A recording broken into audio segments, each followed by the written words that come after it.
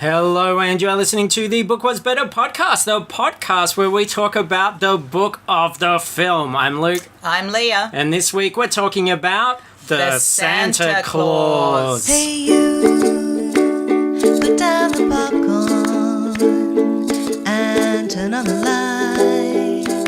It's gonna be alright, my friend. In the end, take my hand. Trust me, the book was better. The Santa Claus with an E on the end. That's right. Not to be confused with the Santa Claus movie. The Man. The Man? Yep. But do you remember that Santa Claus movie starring Dudley Moore? No. Okay. Well, there's a story that went nowhere. Yes. We've already done that. If people are curious, you can listen to a previous episode.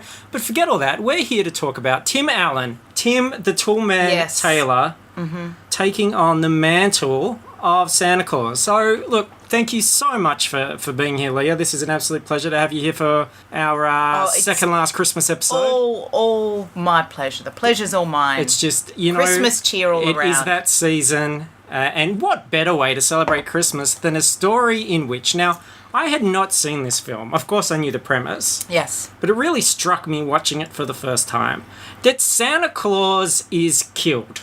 Yes, right at the start. Yeah. That's right. But, like, actually killed. If you're waiting for that bit at the end where it's like, oh, no, here's Santa Claus back, doesn't happen. No. And I guess because there is a clause, it suggests it has happened... Many times before. Which is clarified in the film and the book a bit later on. But yeah, this is a Disney film from the mid-90s where Santa Claus dies. Yes. And then they quickly kind of just sweep that under the rug and pretend like it's not a big thing. Everyone's just still thinking, God, really? Did we get him to play Santa Claus? Therefore, no one's paying much attention. I've got a couple of things here. One, Tim Allen. I don't get it. No, never have. And did you know that when this movie came out, for the week there, he had the #1 movie in the world, the #1 TV show in the world, and the #1 book in the world? Wow, Jesus. So the world went what crazy year was for Tim the Toolman Taylor. I don't know, when was this? I want to say 94. No, it can't have been that early. Yeah, 94. Is it really? Yep. Oh, I thought his show was much later in the 90s, even maybe early 2000s. I probably continued on. God knows how, really.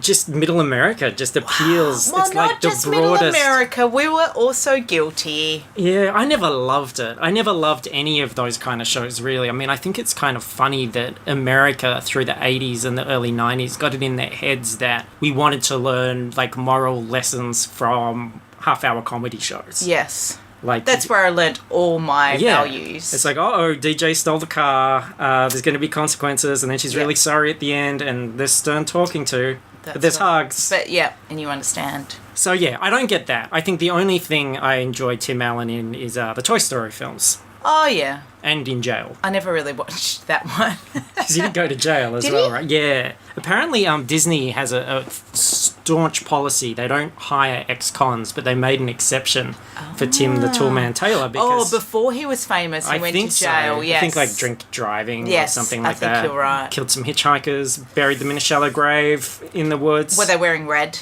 Yeah, I think so. Yeah. So, a lot of tinsel in the air. So there's that, but also, just sorry to dwell on this, but this is the main thing that really just astounds me about this film, The Killing Santa. Don't you reckon that there's an opportunity here for Santa to break his leg or something instead? And then Santa, instead of some dumb elf, goes, look, this is the clause, you injured me, I can't go out there, you have to be Santa. Well, I don't think so, because I think he had to take the mantle. He could have done the duty, though. No, but see, then there's no Santa Claus 2, Santa Claus 3. No, but I've got this covered as well. Then at the end of the film, he goes, whew, boy, Santa, you sure do work hard. I'm glad that's over. And Santa's like, you're doing such a good job. I've decided that Mrs. Claus and I are going to take a little vacation. We'll see you in a couple of years, Tim Allen. And everybody's like happy. You should just pack up your stuff, move to Hollywood, Luke, and become a script writer. Have all the answers. Do you know that this was originally written for Bill Murray? No. Yeah. Well, it might have been a better film. I think with Bill Murray. I think Bill Murray in a film where Santa Claus is killed. I yes, can or buy Billy that. Bob Thornton. Yep, yeah. Anyone that just really is total hardcore, don't give a crap, Yeah. I'm cool with. Do you know Bill Murray doesn't have an agent? He's just got like one of those phone numbers that costs a heap of money when you call. So in order to call him and offer him something, you really have to be to the point and be paying for every second of his time of listening. I didn't realise that even existed, a phone number that costs a lot of money to call. Yeah, like a sex line or something. Oh, okay. Yeah. It's like... Yeah. Okay. There we go. Not that I know anything about that.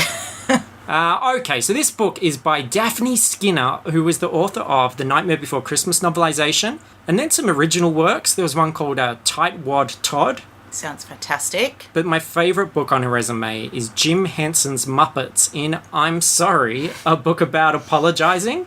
I did buy it on Amazon, and it has some really great chapters on both manslaughter and infidelity. Thought Elmo was fantastic in those chapters.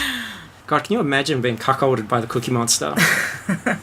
You don't have to imagine, just get yourself a copy of that book. And this particular book, though, The Santa Claus, is only 85 pages long, which at this stage in December is really the best Christmas present. Yes. Was the movie only an hour?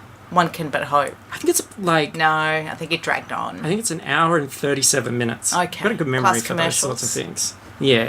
Yeah. And the book, though, really is thin, and it skips all the Tim Allen character setup, like all the stuff where he's at his work Christmas party. It gets rid of all the adult innuendo things, like the guy in the office that's dressed as Santa with his secretary sitting on its lap. Mm-hmm. Goes all the way just to basically telling the story through the eyes of young Charlie. Shall we start? We shall start. All Did you right. know young Charlie played young Bruce Wayne in one of the Schumacher Batman movies? Did he? Yeah. Oh. Crazy. What's I got happened to all Charlie? The facts today. What's happened to Charlie? Died. Did he really? No, I don't No, know. okay. I was about to say. His career did. Yes. All right, here we go. The beginning. Charlie Calvin slumped in the back seat of his mother's car. As usual, they were parked outside his father's house waiting because, as usual, his dad was late. I just hope I can leave early, thought Charlie. It was hard enough spending weekends with Dad, but Christmas Eve? The worst. Charlie glanced at the single string of Christmas lights over Dad's front door. Typical. Every other house on the street was aglow with bright, blinking holiday decorations, angels, reindeer, even flamingos wearing Santa hats.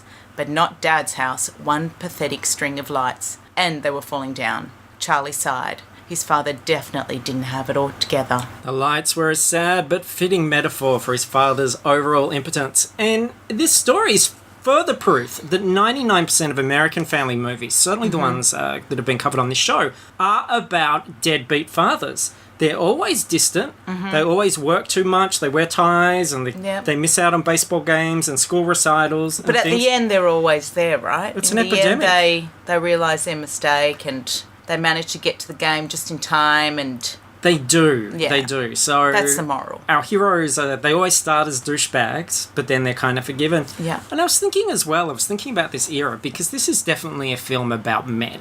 It's about a father and son. It's about a Santa Claus. man being a funny man. And I realised, like, if you can think of something that's different and prove me wrong, I'd love to hear it. But I feel like films of this era that are about women are for women. But films that are about men are for everybody. Like, they're the minute What you do you make mean it- of this era? this era here that we're No, I talking know what about. you mean it's about still the what same, I isn't it? mean. I know, it's starting to slightly Not much has change. changed. What were the films about women, for women, in that time? I don't remember anything. I think, like, I probably wasn't if it's a watching family movie with a female lead, even if it's something like Nancy Drew or whatever, or Babysitter's Club that we've done before, Yeah. the feeling is this is aimed at girls. Oh, yeah. Or but even, that was the or even for Babysitter's women Club. and stuff, though, like Beaches or something like that. Oh, Movies with female Beaches. leads are for females, but movies with men leads are for everybody. I think maybe the exception that I could think of was Titanic, and maybe that's why it made so much money, because he managed to get it into both camps. Like, women really wanted to see Titanic, and men really wanted to see Titanic as well. Do you think? Yeah, everybody saw Titanic. Do you think any males would admit that they really wanted to see Titanic? Yeah, at that time, yeah. Oh, I don't think really? now, but I Oh, think, okay.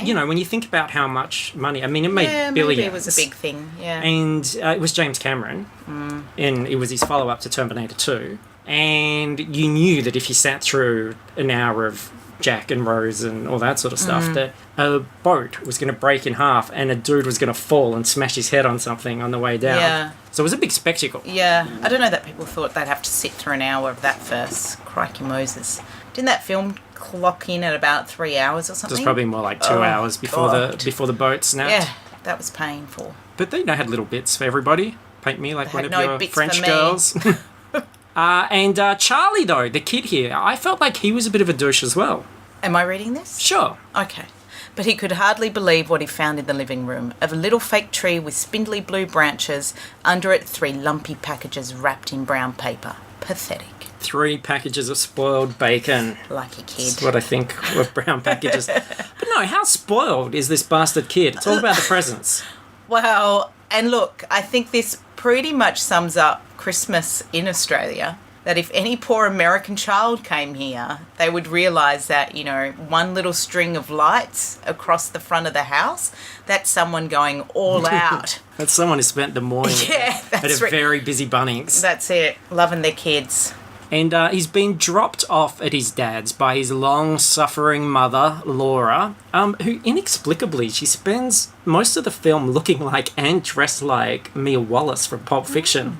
And that came out the same year. Oh. She's got the same haircut, Weird. and she's wearing like the little black waistcoat thing with the Yeah. white collar and the white sleeves. I have Really no visual strange. memory I of that thought one. Tim Allen was going to shove a syringe in her chest at any moment. And the first big problem that arises here is that Laura's new husband, Neil, has told Charlie that Santa Claus does not exist. And Scott is absolutely pissed off about this. And how is this woman's taste in band? She goes from Tim Allen to Judge Nelson. Fantastic. Well, it is an upgrade. I miss Judge Nelson. is an upgrade. Yeah. Yeah. What happened to Judge Nelson? I don't know. What happened to Tim Allen? We've got Judge Judy. Why not Judge Nelson? That would be cool, like Judge Nelson. And he just... No, but didn't he do something like that? Wasn't there a joke where... Oh, no, maybe it was in 30 Rock. Wasn't he in 30 Rock as a joke, as a judge? Yeah, but that would be cool. Yeah, I think so. There we go. Someone can find that out. Or Google can. Because, you know, he doesn't have to have any legal training. He can just give his opinion. He's affable. Well, you just have to his name's sign Judd. that I'll go with whatever he says. Yep. I don't know, said Charlie. Seems kind of babyish to believe in that stuff. Babyish, exclaimed Scott. I believe in Santa and I'm not a baby. Starts with Santa, leads to Jesus. There's some undertones in this film. I'm gonna stick with this too because it gets worse. A few hours later, Charlie was even less sure. First, his father burned the turkey so badly it looked like a flame-broiled meteorite. Then they had to drive around for ages searching for a place to eat. Charlie didn't know which was harder, finding an open restaurant on Christmas Eve or trying to talk to his dad. So this is total race to the finish, A to B, novelization hack work. Skinner decides not to describe the most depressing Denny's in the world that appears in the film, or the fact that in the film it's filled with all these other deadbeat dads who have also burnt their turkeys. Oh, silly man, can't cook turkey. I'm surprised he didn't have it on his head. Yes. That's a classic. It was probably in, what was the show called? Not Tool Time. Tool Time was a show within the show. Home Improvement. Home Improvement. At some point, he probably did have a turkey on his He head. probably put it in Oh, a Tim. really big man oven and Yeah. supercharged it and then it blew up. I cannot believe that people thought that was funny. A bit like Full House. Yeah. Remember he used to do that thing where he'd go or something to his wife, like manly grunts. He and does that- the grunts. He and does that that. was meant to be funny. People would laugh at that. It was meant to be so funny that when he ho-ho-hos God. the first time in this, he does it as grunts. And there's a couple of references where he's winking like, remember that TV show that I'm in? Crikey Moses. Yeah. So yeah, she just pastes in a bunch of dialogue and then just gets the hell out of there. So it's really racing along. Have you ever had to find dinner on Christmas Day when everything's closed? No, I don't think I have. I think I've always had leftovers because See. we celebrate Christmas on the eve. I'm We like often to get in home first. alone. So Jacinta and I once went looking for a place to Yeah, find me some McDonald's? dinner. No, nothing was open. Not even McDonald's. I think maybe we ended up going to a McDonald's, but it was really far away, but everything close wasn't. Oh. And even the service, I was going to have a service station pie at And it was one closed. point. Yeah, like everything was just done. You know what is open? Would be the casino. Next time you there get we stuck, go. to the casino. And they probably have got free food because they want to incite all the pensioners to go there. I feel like Christmas at the Inside. casino Did I say would scare me straight. I think that would be It's the a most pretty depressing place. thing. Oh, God. God, Yeah. why isn't Tim Allen in a film called Christmas at the Casino? Wow. Sounds Maybe you should right up script his it. alley. I will. Yeah. So he takes Charlie back home and he reads "'Twas the Night Before Christmas" to him. And Charlie here is the typical product of American schooling. I've had some recent rants about the limited American vocabulary, Oh, okay. and this one is right up there. Charlie's eyes opened. What's that? He asked. What's what? A rose shucker ladder, said Charlie. What is it? Scott smiled. Not a ladder, he said. A clatter. A big noise. It means there came a big noise. He stroked Charlie's forehead like a fireplace. Put it in the fire. Santa's not the only one dying tonight, little boy. Time for you to go to sleep, sport, he said. Now, this is great parenting. Why would you finish the poem before Santa arrives? Like, you'd make the kid think it's about a burglary or a ghost or something. Well, because it's leading him up to the fact that Santa's about to get bludgeoned. If you're going to start, Well, start the poem, it's getting him prepared. you got to finish it. And look, he seems like a nice dad after all. He's stroking Charlie's forehead. He's calling him sport. He says sport a lot. Yeah, look, this is what I was talking about before. Believing in something means you just believe in it. Reindeer fly, because that's how Santa gets around. You can't stop believing in things just because they don't make sense. Now, let me tell you about 3 wise men and a virgin birth, son. Yes, that's right. No more questions. So they both go to sleep, but yeah, you predicted it. They are woken up by an actual clatter. Not now, Charlie, said Scott. He headed for the door. You wait here, he said, and if you hear anything funny, dial 911, okay? This is Tim Allen. Nobody's going to hear anything funny. No. Don't wait by the phone, Crikey Charlie. Moses. Yeah. Cheated out of Santa's death here, though, because instead of actually telling the scene where he falls off the roof and how he breaks his neck or whatever, we just have Charlie's point of view as he hears the sound outside, whereas in the film we actually get to see him fall. Yeah, it's a strange decision to write it from Charlie's point of view. Yeah. Because he's not really innocent and acting his age. He shows a bit too much awareness. It doesn't work. He's kind of like Haley Joel Osment in The Sixth Sense. Yes, that's right. Yes. I hear jingle bells. Yes. Stay back, Charlie, warned Scott. He pushed the man gently with his foot. There was no response. The man lay perfectly still. Grunting with effort, Scott slowly turned him over. Charlie saw with a shock that the man had a full white beard and a belly the size of a beach ball. It was dressed in a Santa Claus suit. His red cap had slipped off his head, revealing silky white hair. He had bushy white eyebrows, and his round face wore a look of surprise. It is Santa, Dad, cried Charlie, and then it hit him. You killed him. Did she mention that his spine is sticking out of his butt as well at this point? Really ugly what happened there. And there's a card on him that says, yep, he's actually Santa. Which you do. You carry that shit around. Well, you need to. If you're Santa, you need the ID going, yep, it's me. You need the claws. You need the claws, yeah. So Scott now apparently is responsible. But there's got to be some sort of logical explanation, right?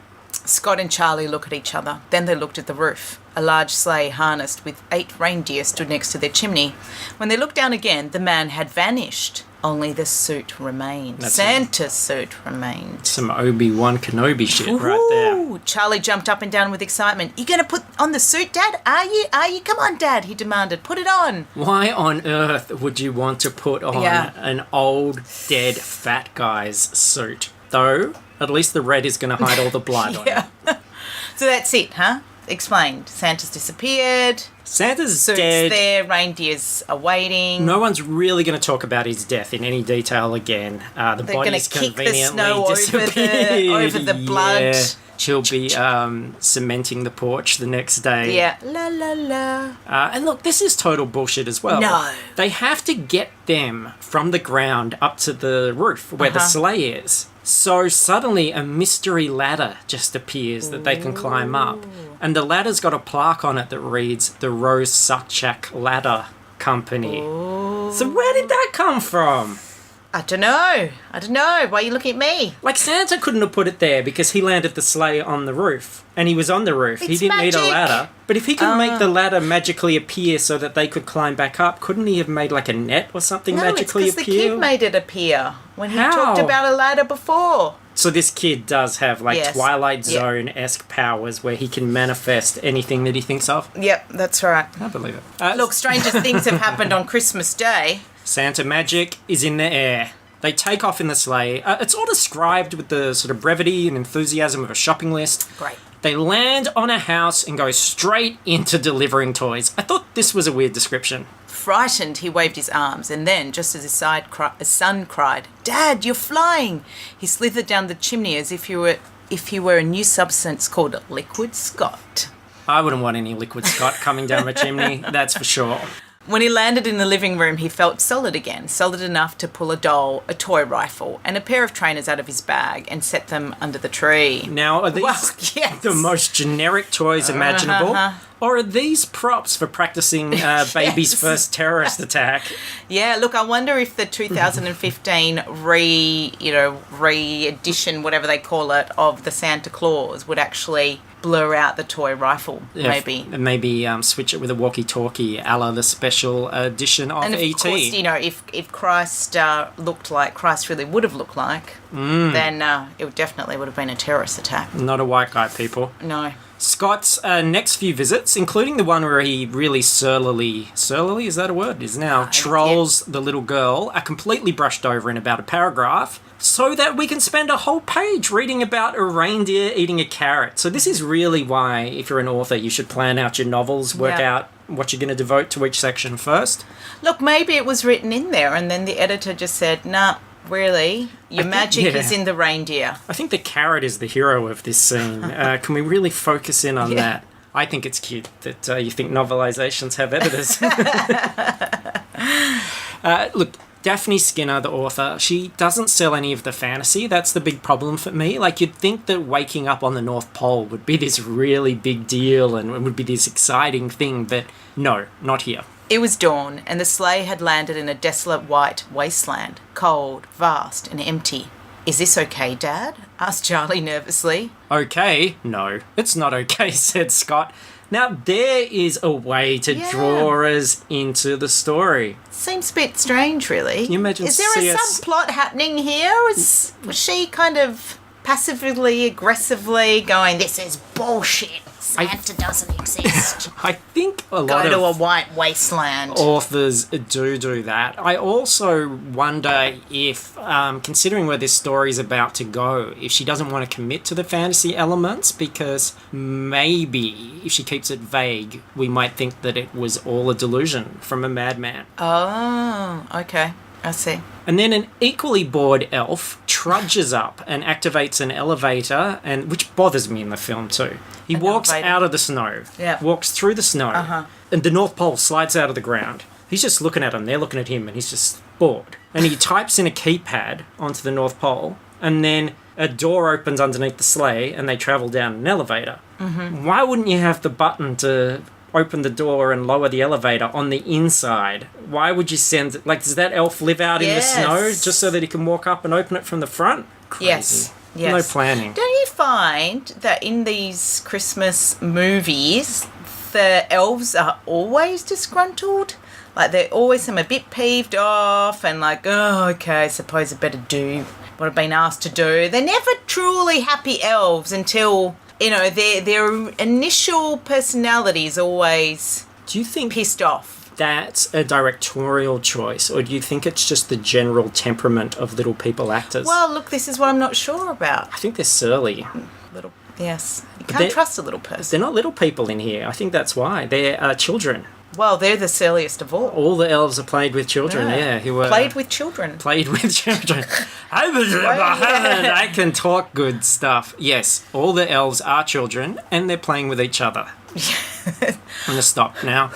When they landed and opened their eyes, they were in a huge enclosed area, rather like an airplane hangar. A crowd of elves immediately rushed over to the sleigh. They were small, serious-looking men and women wearing red and green clothing and intent expressions. Yeah, but in the film, they're not. They're a bunch of kids in plastic ears, and one of them, even kind of flirts with Tim Allen. Creepy. Like, he thinks she's coming on to him, and they have this chat, and she looks about 6. Anyway, Crikey we Moses. all know how this story works. Bernard, the pissed off head elf who's got like dreads or something. He's a really horrific design. He explains the Santa Claus, and this is the clause verbatim. In putting on the suit and entering the sleigh, the wearer waives any and all rights to any previous identity, real or implied, and fully accepts the duties and responsibilities of Santa Claus in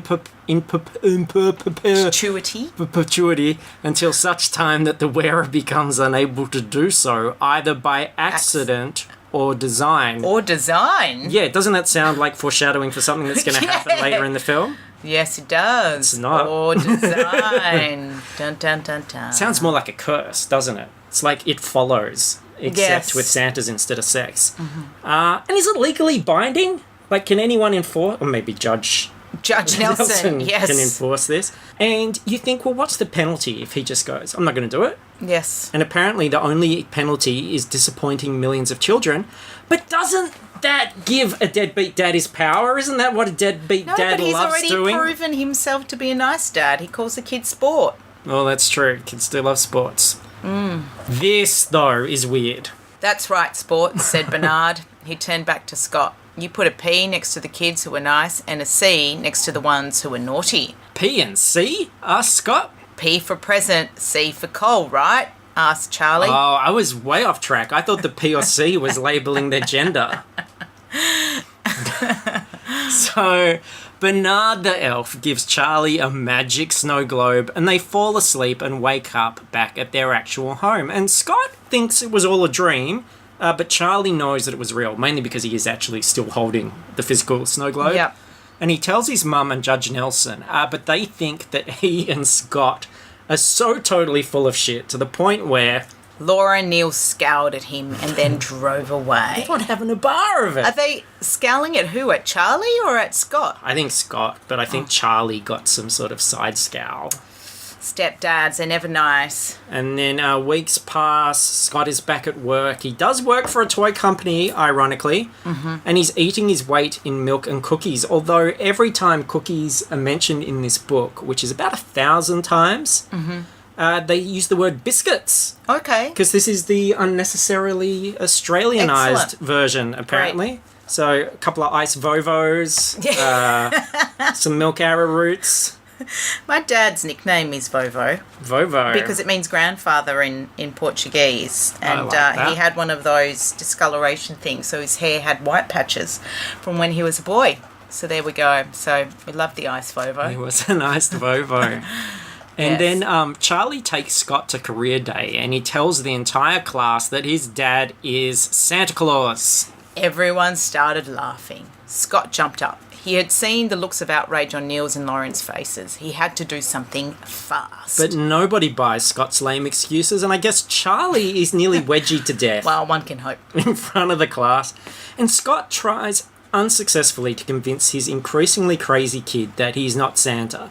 And the kid is literally in the film being set up for what could be years of therapy here because of this incident. And Neil tries as well to sort of level with Charlie, and they have this philosophical debate which totally sounds more like metaphors for God. It's kind of like a Dawkins debate sort of thing happening. Yeah. Like, Charlie's going, have you ever seen $1 million? And Neil's like, well, no, I have not. And he goes, well, that doesn't mean it doesn't exist. And I'm intelligent like, design. Yeah. And he's like, see this banana?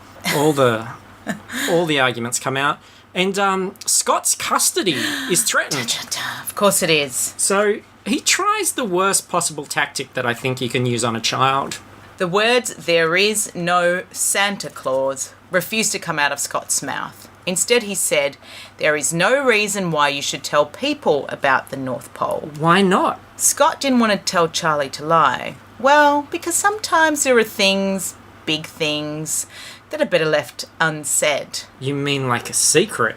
Asked Charlie. Yes, exclaimed Scott. That's it, a secret, right? He looked his son in the eye. Let's keep it a secret. This is terrible parenting, and it doesn't even get undone in the film. There's no point where we get the lesson that this is a bad idea. So it wouldn't have happened in Home Improvement. No. At the end, there would have been a moral that you don't keep secrets. And you it don't would have tell been the kids to face- keep secrets. Yeah, the face over the fence. The Yeah. creepy man. He knew. Yeah. Because you know what his secret is? Missing a He jaw. has no face. Yeah. just But just don't a they do lolling show tongue. him at some point, don't they? I don't know. I don't know. I never stuck around long enough. Jump the shark if they God, did.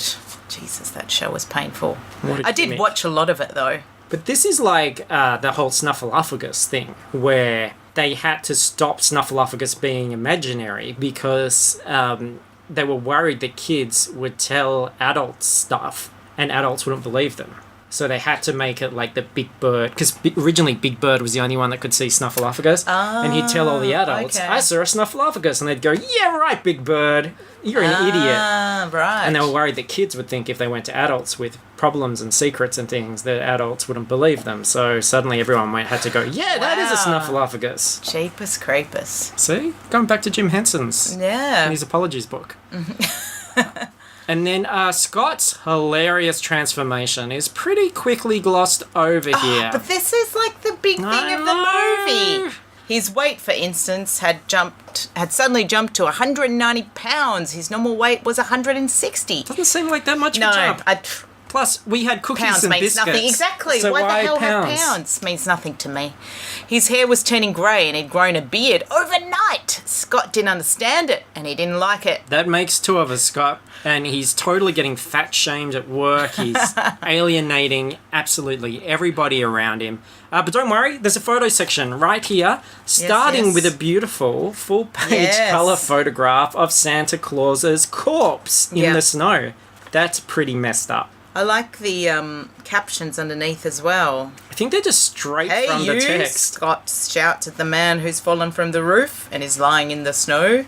Yeah, It's and- great. Look, it helps me understand what's happening in the pictures. Well, in that caption, he's yelling, hey, you, at the dead body as opposed to the Santa on the roof, which is why he falls in the first place. Ah, yes. Skipped out on this book, telling you. Yeah, nice coloured pictures. I don't know what's happening to this kid's face here. There could have been some exclamation. Yeah. Explanation.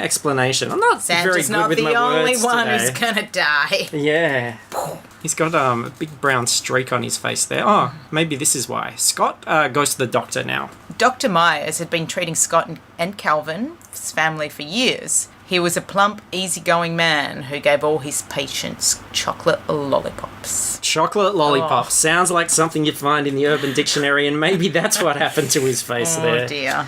Anyway, Scott goes to the park, and a bunch of strange children start sitting on his knee and whispering in Oh, his wow. ear. Then he heard a shriek. It was Laura. She stood over him, hair flying. You have really gone too far, Scott, she yelled. Neil, rushing up behind her, nodded vigorously in agreement. And it's hard not to take their side Yes, at this with that point. one, yeah. Yeah. Look, he's just lucky he wasn't black, otherwise he would have been shot in the spot by a policeman. That is You know, I very do true. feel like Judge Nelson, that most of what he did in the things that I've seen him in was nodding vigorously. He's a great He's a good nodder. nodder. Yeah. He's a good nodder. Like, he's got the good hair for it. He's tall. That's what I want for Christmas looks is good. a Judge Nelson bobblehead. Oh, I wonder if there's one. Put it in the car. The Santa shit's totally getting real. As Christmas draws closer, he receives all the letters from the children, and Scott looked up and saw his reflection in the hallway mirror. A roly-poly man with rosy cheeks, a full white beard, and a head of snowy white hair holding a list of names. He has gone full Santa, but at what cost? First, loses his job. Well, he's got another job, so it doesn't matter. Is it a paying job? It's only Well, one. Santa's certainly well fed. He's not wanting. I know. Can you survive on one night's work a year? Seems like he can. I guess he can. What do they do for the rest of the time? But I guess he oversees like toys for the next year. well, he doesn't because he's only just got the letter. That's true. He's not doing anything until around about Thanksgiving. Kids really should think about this more. It's like you don't send your letters to Santa until like a couple of days before, and all of a sudden he has to make all the stuff Yeah. and deliver it. Like, I used to work for a festival, which was only once a year, but we did a lot of planning. Like, you know, in the year Doesn't before. happen overnight. No, it doesn't. No, and what are the elves doing all year long if they don't even get the letters until a few days before? It's a lot of overhead as well to house all those elves. And the elevator, needless That's elevator. true. That elf. That first elf, he can just be cut. Yeah. Like, first to go, a bit like mining. Well, he- Needless job.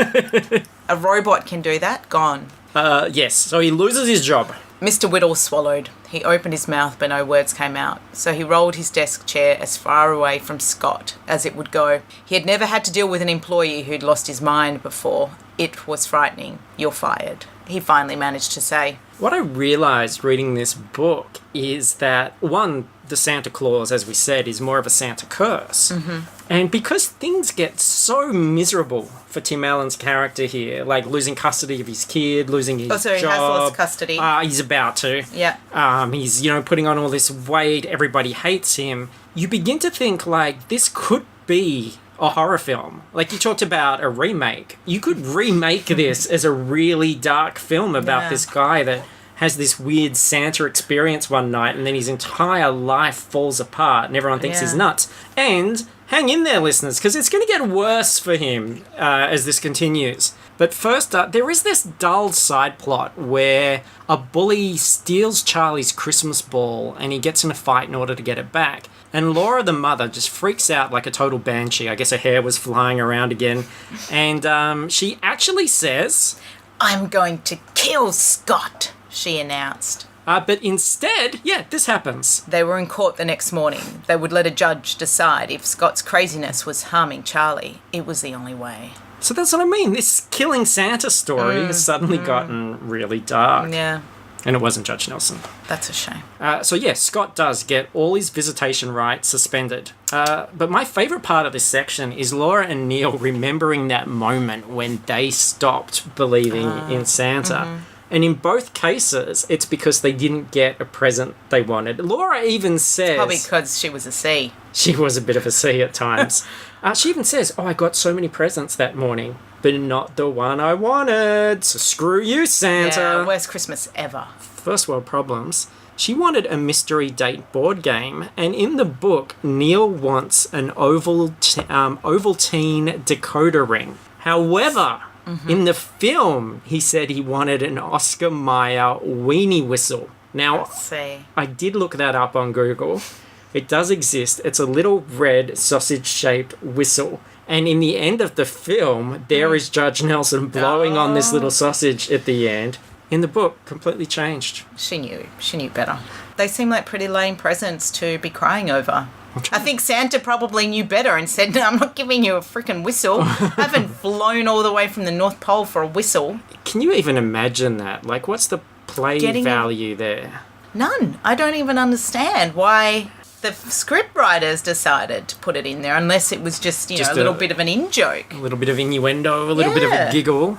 And Scott, right, he's crazy. We've established this. So...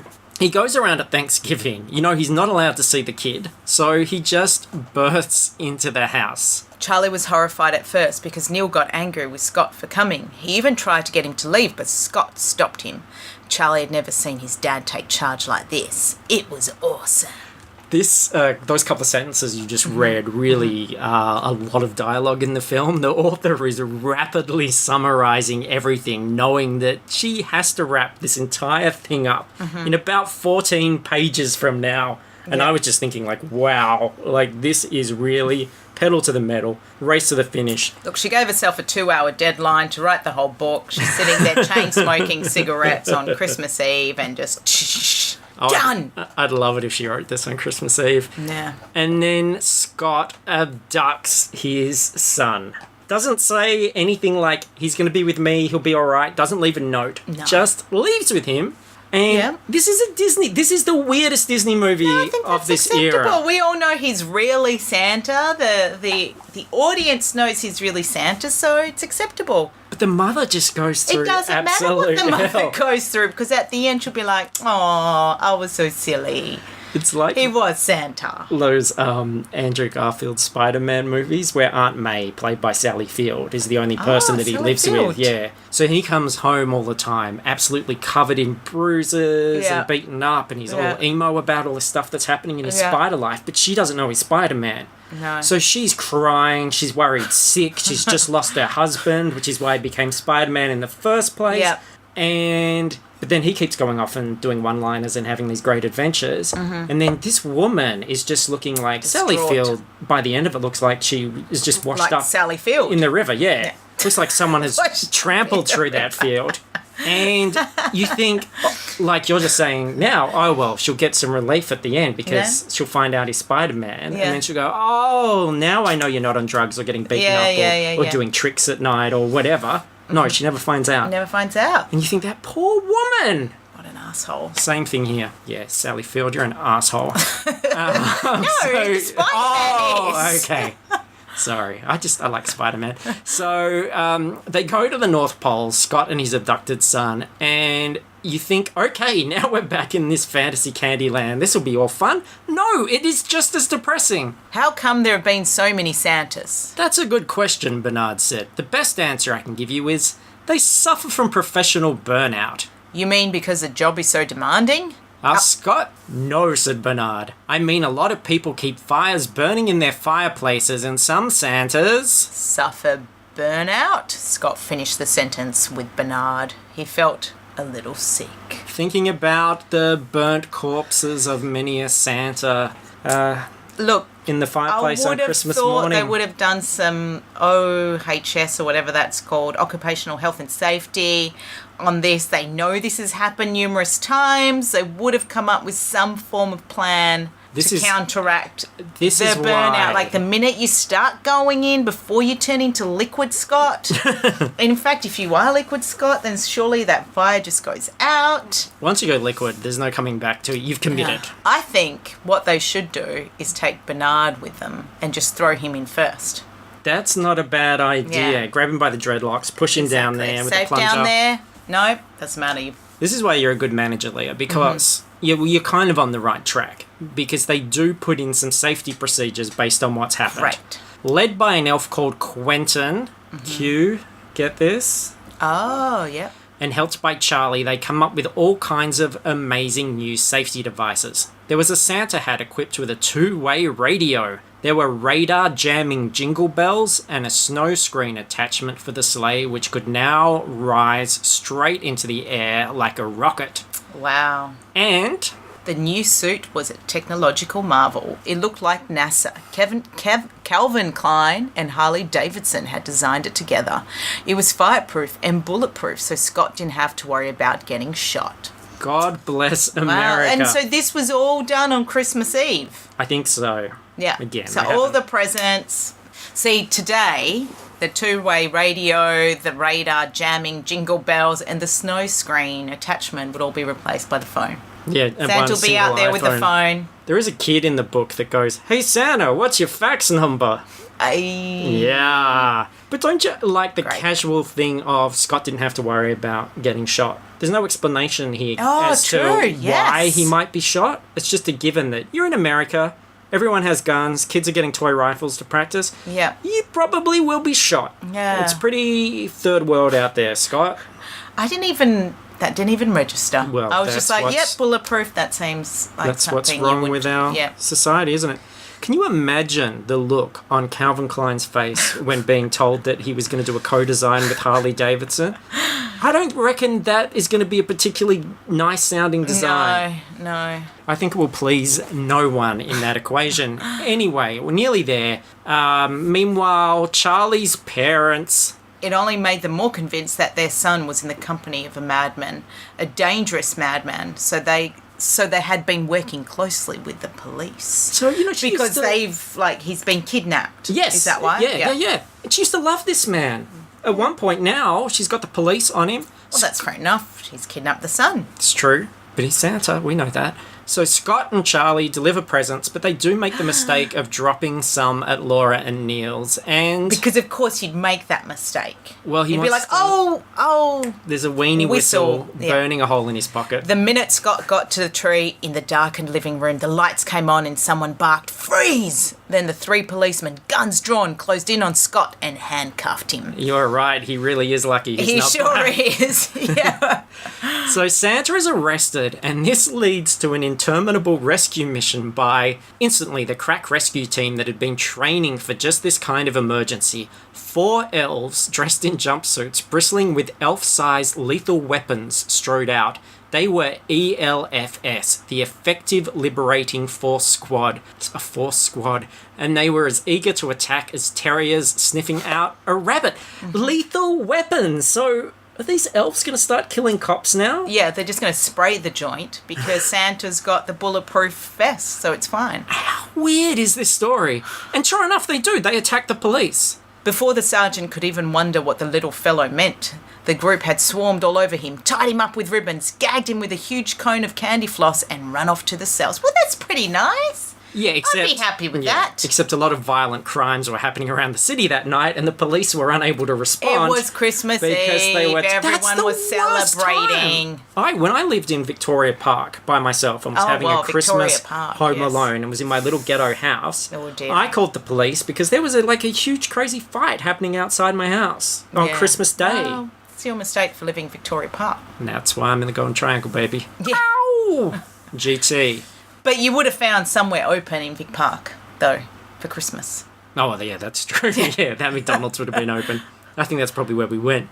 So Santa is busted out of the pokey and returns Charlie to Laura, who finally twigs. She's going to stop ruining the men's fun because... Laura looked at Scott. She had the uncanny feeling that she was seeing him, really seeing him, for the very first time. She found herself grinning. I can't believe it, she stammered. It really is you. You're Santa Claus. Sounds like she's got a Santa fetish, like Lauren Graham in Bad Santa. Love that. Yeah, I don't remember that. So Neil gets his weenie whistle and Charlie discovers that he can actually use the magic ball to summon his dad whenever the hell he feels like it. It's sort of like Jimmy Olsen's Superman watch. And this is the ending. We got there. Charlie stood there, waiting for his father to appear, but he didn't.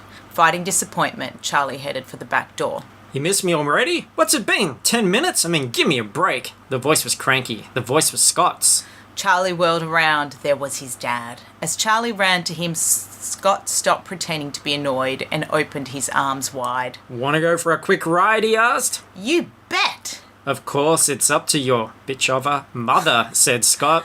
Laura was standing in the doorway, watching them. Charlie looked at her pleadingly. Mom. Get out of here, you two, she said. So they did. And in an act of terrible parenting, she lets Charlie you two fly off in the sleigh to help deliver presents despite the high Santa death rate that we know about. Burnouts. Charlie's clothes aren't fire and bulletproof. Doesn't matter. So his body was found the next day, charred and riddled with holes. And there's the Christmas moral for us all. That's why he's not in the sequel. That's right. Yeah. It starts with a funeral. Wow. It's amazing. Well, it kind of started this one with a funeral, really. Yeah, true. Yeah. True. Maybe that was like a running theme. Though Santa the deaths Claus, of Christmas. It really put the fun in funeral, in my opinion. Now, I've got to ask you, Leah, because I always ask this at this point. You can hear that festive drink being poured, that's right. listener. Like, put everyone in the mood. I need to get some jingly bells for these December episodes. I think this is the first time I've actually gone through December and delivered on every Christmas episode. Like one of those calendars being opened up. Yes, it is quite the adventure. So, yes, got to ask you. God, nearly just completely forgot. Was the book better than the film? Oh, look, without a doubt, the book, as you said, was 80 pages, and you didn't have to look at Tim Allen if you skip those photos, so it's a winner. I agree, and you can imagine it's a horror story, which I really love about it. So, as normal, I went to Amazon to find some reviews, just a couple of really short little bits here from people that enjoyed this book. Like the movie, this book captures your attention with flying colours, with Tim Allen as Scott. Thanks for letting us know. With flying colours. I guess he was. Red was flying around in that sleigh, so it's true. And this one, I thought this was, this is someone that really loves this book. Okay. If you would like to read a heartwarming, funny, active and family bonding book, The Santa Claus is your best choice. It made me realise how important family is. Scott Calvin, the main guy, who is the father of Charlie and the ex-husband to Laura Calvin, goes outside in the snow on Christmas with his son. They real Santa Claus had fallen off their roof and disappeared with his clothes left behind. Scott was forced to become the new Santa for all the little boys and girls, and especially his son. He had to go to the North Pole and everything. In the book, Laura says to Scott, "You have no idea how dangerous this is to make Charlie think you're Santa Claus." Nobody except Charlie believed him. The boy and his dad were ripped apart. Then by a gracious heart and a touching ending, you just feel so warm and tingly inside. I most definitely recommend reading this ultimate heartwarming book. But why would you? Because he's just summarised the whole book or she, in a paragraph. I'm going to make this offer. I've made it before. Okay. If the person who wrote this review gets in contact with us and, can prove that you're the person that wrote that review, I will buy you a better book to read because you obviously have only read one or two of them in your lifetime. But do you think these are for real? Yeah. Yeah. I like that this 85-page hacked out novelization made this person realise how important family is. Yes. Nothing else made them realise that. But they've been like, this family thing is a lot of shit. And someone said, well, you need to read this. And they went, oh, well. Well, he probably missed out on watching Full House as well then, because he would know what real family is. That's true. It's 3 men. And a baby. And one baby. And of course, these days you wouldn't have that being allowed on television. No. Wasn't that that show really did ride the coattails of 3 men and a baby? I guess so, yes. Yeah, because I remember when it was going to come out, the ads were like, 3 men and a little baby. Oh, really? But what about 3 men and 3 little ladies? Oh, God. Yeah. What happened to 3 men and a baby? That was like a big movie, and now, like, I can't walk into JB Hi-Fi and buy a copy of 3 men and a baby. Would you want to? Well, no, but I'd like to have the option. Is it on Netflix? Don't know. Probably not. I think it just disappeared. Well, I think that's good. I think Tom Selleck swept it up. I think he's disappeared under his moustache. What was he? Some PI? Was he Magnum. PI? Magnum PI. Magnum PI. Yeah. Just some in PI. Hawaii. He was the PI. Yeah. I'm going to celebrate him on International Pie Day. It's my favourite. There we go. Yeah, kids, here's someone you have never seen before in your entire life. All the puns of pie. Look, thank you so much. Thank you to listener for listening to the Christmas coverage. Next week's show is a very, very exciting show for 3 reasons, in fact. 1, it's the last show of the year before a little break. 2, it is episode 150, so a really big milestone. And 3, it is the annual novelization challenge. So Tim the Stats Man, he has written out a transcript of a film, a Christmas film that none of us have seen. It's a really dodgy looking film from what I've read about it. And we are writing novel scenes from it, as if we were novelization authors. So it's a really big cast, the biggest cast ever to be on a single show. I think we've got Jess, original co-host and creator. We've got Jacinta, we've got Paris, we've got Courtney, we've got Hector Venus, we've got everybody coming down. Lizzie Unpronounceable. I don't know how we're going to record. I think we're going to be all sitting around a big table downstairs, and it's going to be a lot of fun. So look out for that. It's the best episode of the year usually. And everything we're doing, fruitlesspursuits.com, you can find the other shows, links to Facebook, links to iTunes, links to Patreon. It is all there for you. Thanks so much, Leah. This is wonderful to have this little bit of a last show with you before the year ends. Thank you very much. And such a high quality book and film as well. Fantastic one to end the year. Yes. So I hope you have a very, very Merry Christmas. Oh, thank you very much. And to you too. Just be very careful of reading the clauses if you kill anybody. Well, rather read the clause. Read the clause, yeah. Which, of course, none of us do anymore. No. We just go, yep, accept. Yep. Imagine if iTunes threw in some sort of Santa Claus. Like, next time we update, it's like, oh, now you're Santa. That would be great. Yeah. Yeah, I'd hope so. Yeah. I'm all for that. All right. Thanks, everyone. Oh, you got to say a thing. Do you read the thing? All right. See you on the... Jingle Manji.